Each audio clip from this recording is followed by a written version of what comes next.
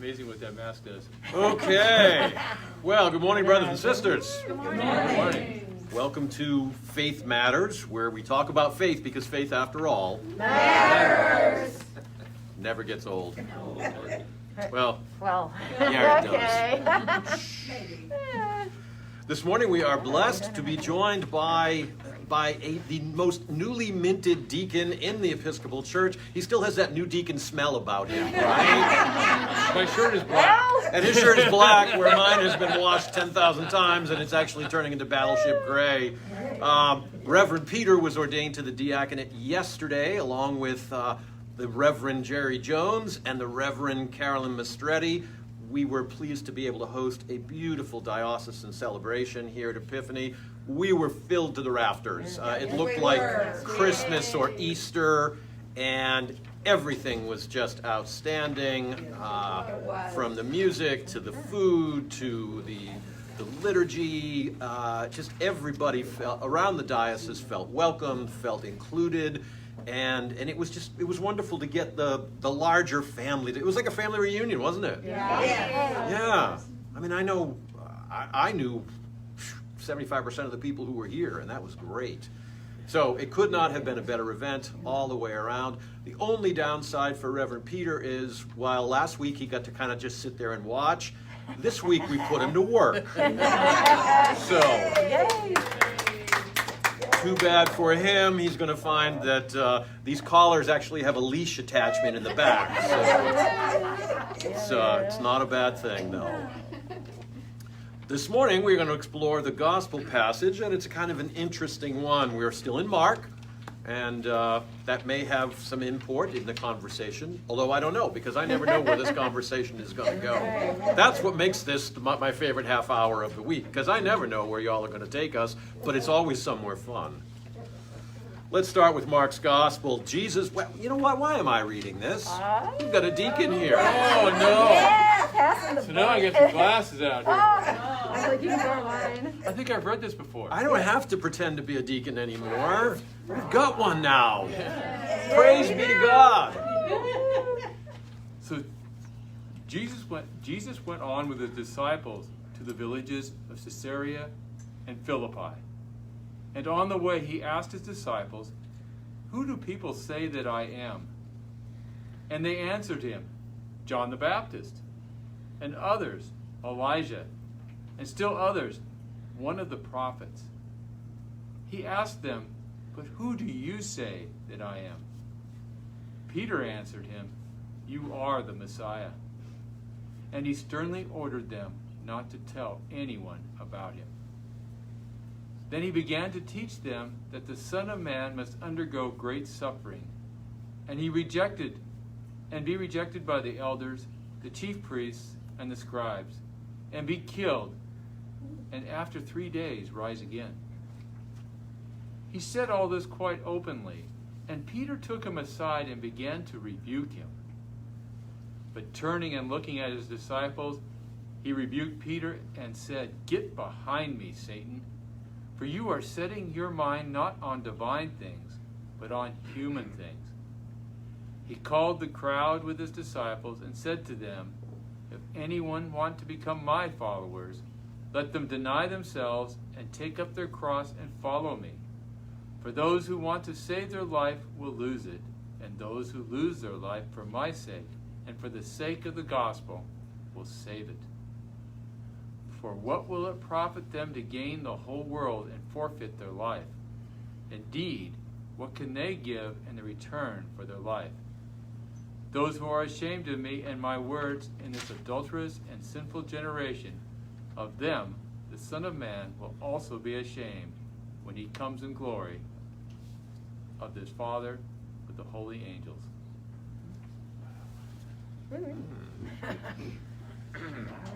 What's going on in there? So if you are new to this forum, this is an open conversation. The way this works is, whether you're here in the room or you're online, we want to know what you heard, what challenged you, what attracted you, what made you scratch your head a little bit, what might have repelled you a little bit. And for those of you who are online, you can type your comments, and Jen is the designated speaker for the online community. So what did we hear, Miss Rosalie? Yeah, this always puzzled me. Nice loud voice, please. Okay, this always puzzled me. He tells the disciples, "Don't tell anybody about me." And then he goes on and says to the crowd, "If you want to become my followers, they should deny themselves, take up their cross, and follow me." Why would you follow somebody who doesn't want to be followed? Don't tell my secret. Conundrum. Right. Yeah, have you ever had the experience where you say, Cindy, I'm going to tell you this, but don't tell anybody. Don't tell anybody. You know, because you want Cindy to tell everybody. Right. I don't know if that was Jesus' motivation or not. But what Jesus says, he says, don't tell them I'm the Messiah, but he doesn't say, don't follow me. Do not tell them, Yes. order them not to tell anyone about him. Right. I think what it's saying, because I don't have an answer, Right, Keith. yeah. I think what he's saying is, you have judged, who do people say I am? Oh, John the Baptist, Elijah, prophet. Peter gets it right. You're the Messiah. And Jesus says, yeah, you got it. But the world's not ready to hear that yet. So don't tell any of them. But then he goes on to talk about what's going to happen to the Messiah. Exactly. And then he says, if you Yeah. want to do that, then you need to pick up your cross and follow me. And what Jesus is really saying to them is, what you thought was kind of a cool thing with, oh, look, I can break bread and make, feed 5,000 people, and I can heal the sick and raise the dead. That's great, but that's not what this is about. What this is about is something so much more difficult, and it's going to be really hard, but if you want to do it, that's the path. And you have to pick up your cross and go with me where I'm going. Because where I'm going is not going to be fun. Yeah. That's the thing. Yeah. Unicorns and fairy tales. Right. Right, Not all yeah. unicorns and Right. rainbows. I have a question about the timing of this when he's telling them not to tell anyone, because I noticed, or it seems to me, that earlier on in his ministry, he is telling everyone not to tell anyone, and that was, I thought, out of fear that they would kill him earlier, and it was not yet time. He had a lot of work to do. And yet, at the end, when he gets to Lazarus, he does it openly in front of a big Right. crowd and really Right. makes a spectacular Vegas show out of it. A timing thing? Yeah, Siegfried and Yeah. Roy, right? Yeah. White Tigers. So I think that's the explanation, is that early on, he didn't want to, get himself killed earlier than he needed to be. That's a potential way for it. It could also be that he wanted to make sure that people heard the message and didn't confuse the messenger with the message. Right? If he came in and said, "Hi, Jesus, Messiah, how you doing? Son of God." Right. Wow, all of a sudden that changes the whole dynamic. If he was just a teacher, and there were lots of teachers, they called him rabbi, they would focus less, hopefully, on his personality and more on the message he was delivering. But as his reputation grew and grew and grew, once he got to a certain point, the cat was out of the bag, right? Everybody sort of knew what it was. But I think he was a solution to this is he was just trying to keep it more contained so they'd focus on the message versus himself.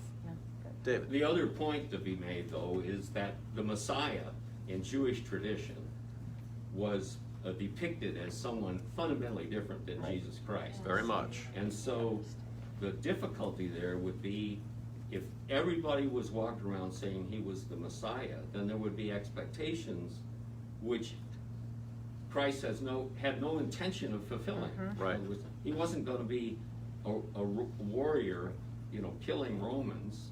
And Yeah. so I think that's the other reason why he might have said, "Don't tell anybody that I'm the Messiah," even though I think his disciples indeed believed that. Right. Yeah, because his point would have been lost. He's trying to talk about building God's kingdom, and if he'd said, "Yeah, I'm the Messiah," then the whole conversation would have been about, is he or isn't he?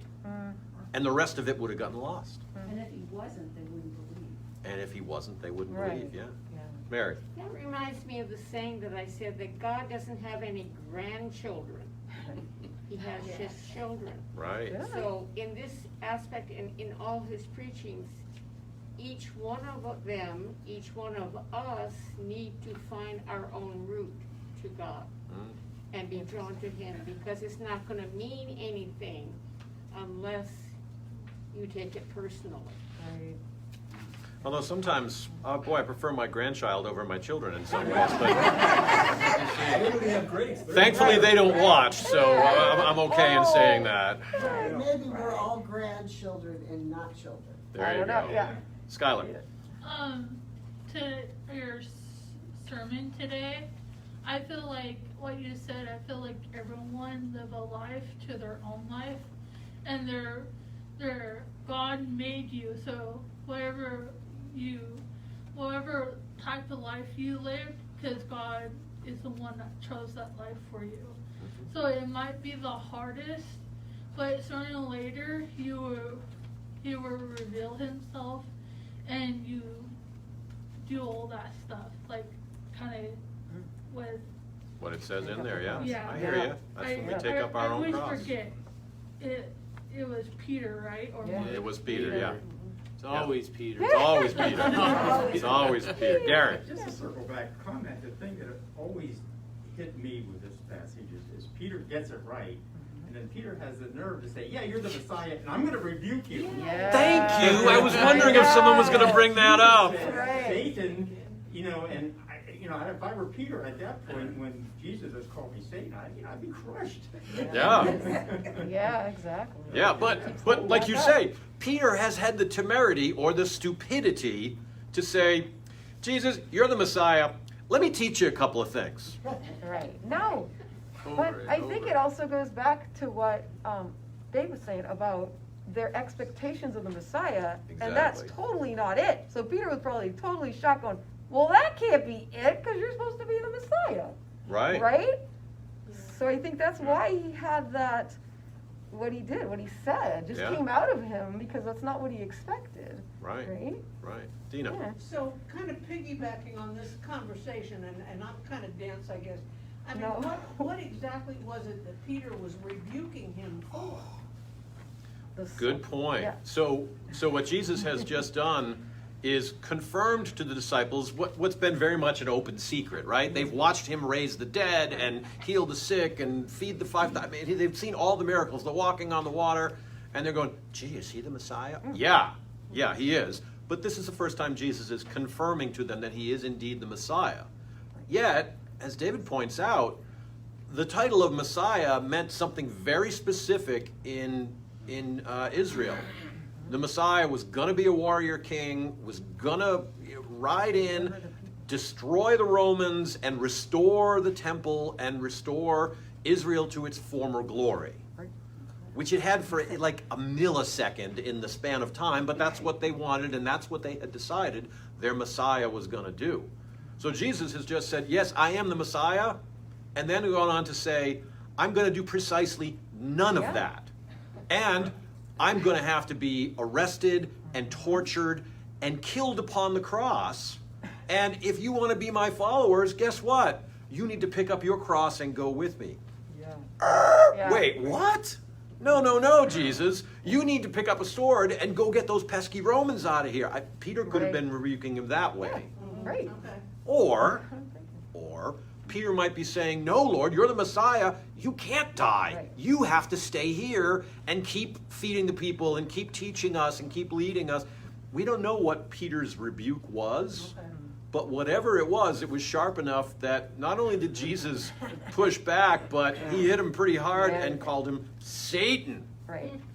He Well- missed the whole rise again thing. I have a question about that. Okay. Yeah. Because with Jesus being able to move in and out freely of the spiritual world, it's pretty evident from reading the Bible that he sees figures that we don't see. And in fact, they even talk back to him and call him the Christ. So is he really talking to Peter, or is he talking to another figure that he sees there that's influencing Peter? Who knows? It's a Good great question. Whoa. Yeah, right. And I will give you the best answer I have based upon all of my theological training. I don't know. Right. But I mean, he could have I should have given that one to Peter. Right. Right. He could have seen I had like, the perfect spirits answer. working on Peter too. Yeah. Right. We didn't see. Peter, what's your answer? Yeah. My what's answer's your- exactly what Father Rick just said. But it's I don't know. Right. It is But possible. one thing I have thought Get about behind me, that, Satan. being rebuked like that so sternly in front of all those Yeah. people, Oh, and yeah. yet Peter still followed Jesus. Right. Right. Of course he did. Yep. He got down, got back up again. Yep. But it does say, "Get behind me, Satan." So was there Satan behind with Peter? Right. And he was telling Satan to get behind me, not Right. Peter Not as a Peter. person. Yeah. That's interesting. Yeah. Or was he just really trying to make sure that he cut Peter to the quick and really got his attention? Yeah, who knows? I mean, he called him something that you really don't call anybody. Nope. Yeah, I Mary. don't think he was really against Peter, but what he message or thoughts that he had, he was trying to get correct his thinking Yes. in the point, whereas he's always trying to correct our thinking. Yeah, Yep. true. Well, it's like the letter by James, when he talks about the tongue being a real problem. People say things that after they've said them, they're really wrong. Yep. And so this is another, James is a parallel to this particular gospel. Yeah, that's why we read them together. That's right. Yeah. Yeah. In fact, if this gospel wasn't so good, I would have been tempted to use James as the topic of our class today, because that is a really outstanding part of that epistle. And as I was listening to it, it talks about, for those of you, I'll get there in 1 second. For those of you who haven't read it yet, it talks about the tongue as like the smallest part of the body, but the part that can do the most harm. And it uses a number of sort of examples of how that works. The one that I sort of got in my head was this whole, like, y'all know Smokey the Bear, right? This huge forest of wonderful, amazing trees, and it's been there forever and ever. And then there's this one teeny tiny little match. And that one little match can destroy all of that. Yeah, which we've seen happen in California. And we've seen it happen time and time again, right? And it was up in Tahoe earlier. But the tongue can be like that, right? Oh, yeah. There can be such incredible diversity and such wonderfulness, and then that one little thing that the tongue does can destroy it all. Right, like this Peter passage. Like this passage with As Peter. an example. Sorry, Rachel. So I want to go back to the metaphysical point. Okay. Get thee behind me, Satan. So Jesus was talking with Peter, and Peter was saying some things that were not true, not right, not what Jesus intended. And Jesus knew that, but when he said, get thee behind me, Satan, was he perhaps telling Satan, get over here and leave Peter alone? Right. Sure. Could be. Yeah. That's possible. Yeah. Oh, Could have been a protective influence for Peter. well, because Peter was saying things that weren't divine, so not of God, but he was thinking like human. You know? Right. That was the human side of Peter, right? Right. Which is, influenced by some other forces. We're not always thinking of God when we're doing what we don't want, we're not supposed to do. Yeah, so there's that battle in there, that spiritual battle's in there. Yeah. But there is a clue here that, again, remember, we're in Mark. Yep. There's nothing in Mark that doesn't tell you something. It's the most concise story. So as we read this, and I'll quote it for you, and Peter took him aside and began to rebuke him. Period. That's all we know. We don't know what the rebuke was. We don't know how it worked.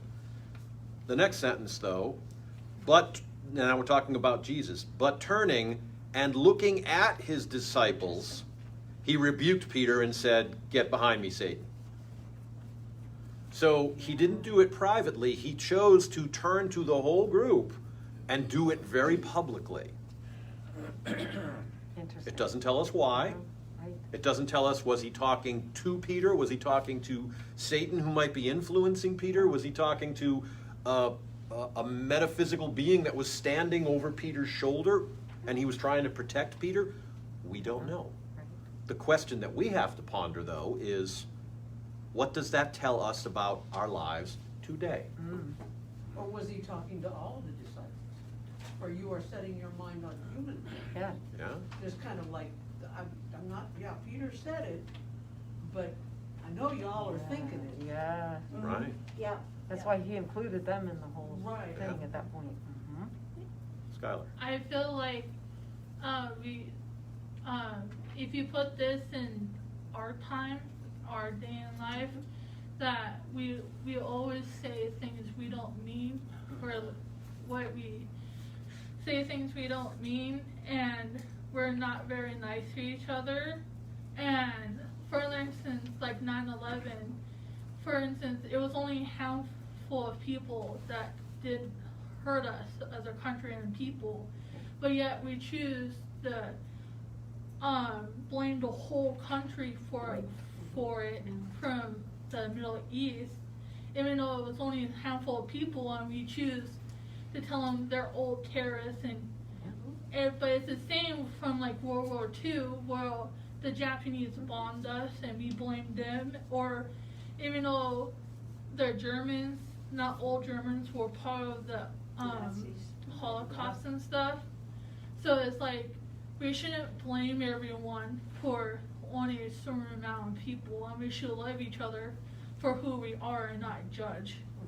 And we all have a life to live, and we shouldn't take it for granted.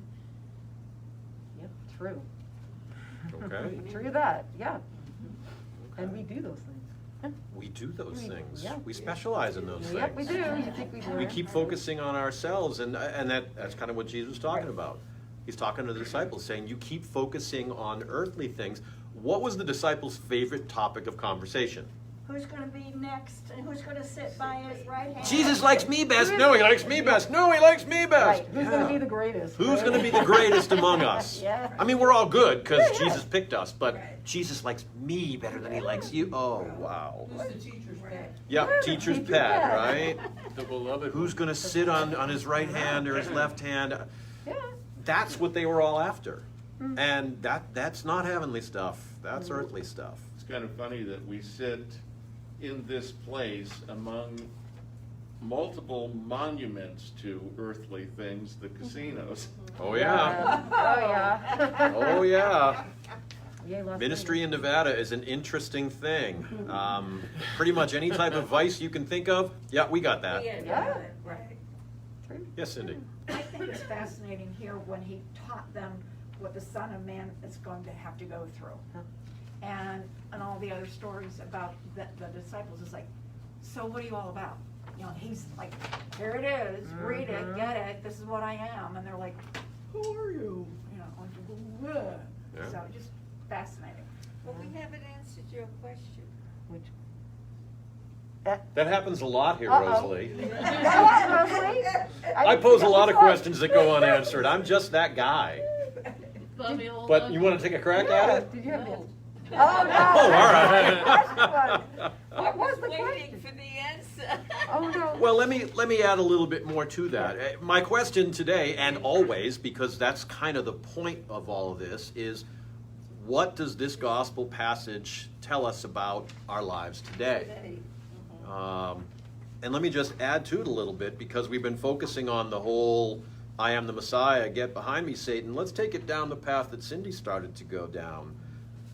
If any want to become my followers, let them deny themselves, take up their cross, and follow me. Those who want to save their life will lose it. Wait a minute, this is not what I signed on for. I wanted like loaves and fishes Jesus. I wanted mustard seed Jesus. I wanted the good shepherd who's cradling the lamb. That's the stuff I like. I want that stuff. Take up my cross? Oh, wait a minute. The cross is bad, bad, bad news. A lot of us are wearing them around our necks. We wouldn't have been then. No. That was the ultimate shame and indignity. Right. That was the worst possible way to die, because it involved not just death, but serious pain and huge, huge, huge shame and humiliation. Public death. Yeah. Very, very public death. And Jesus is saying, that's what you have to do. You want to be the one who sits at my right hand and my left hand? Pick up your cross and come with me. Whoa! That's very hard to do. Yeah. Hugely hard to do. Hugely hard to do. Just what Deacon Peter did yesterday, though. Exactly what Yeah. Peter did yesterday. Yeah. Right. I Just heard figuring that it. Liz's sermon, saying there are beautiful days coming and satisfying, but it's going to be tough. Right, yeah. Oh, yeah. And there are days when you say, Make it easy. why am I doing this? And God's answer is, Keep it because I called you. Yes, yeah. That's why. Right. That's why. Miss Carol. Yeah, years ago, I was in a class that a pastor was teaching, and one of his questions he put to us was, when you're in a group of new people, how long is it before they know that you're a follower of Jesus? Right. And that, I always think of that when I Wow. read this passage. Yeah. Does it show in who you are and what you say and how you live? Yeah. Or is it a secret? Yeah. Yeah. Yeah. Without, and that's back to that old Right. saw that's mistakenly quoted to St. Francis. Preach the gospel at all times. If necessary, use words. Right. But that bears that out, right? It's like, how do people know by your actions, by what you say, by how you treat others, that you are in fact a Christian? Have you taken up your cross? Do we know what our cross is? Sometimes. Sometimes we do, sometimes we don't. But even when we do, are we willing to claim it? Yeah. You know, there's that whole phrase, I'll get to you in 1 second. There's that whole phrase, you know, in order to really develop something, you have to name it and you have to claim it, Right. That's right. right? Acknowledge it.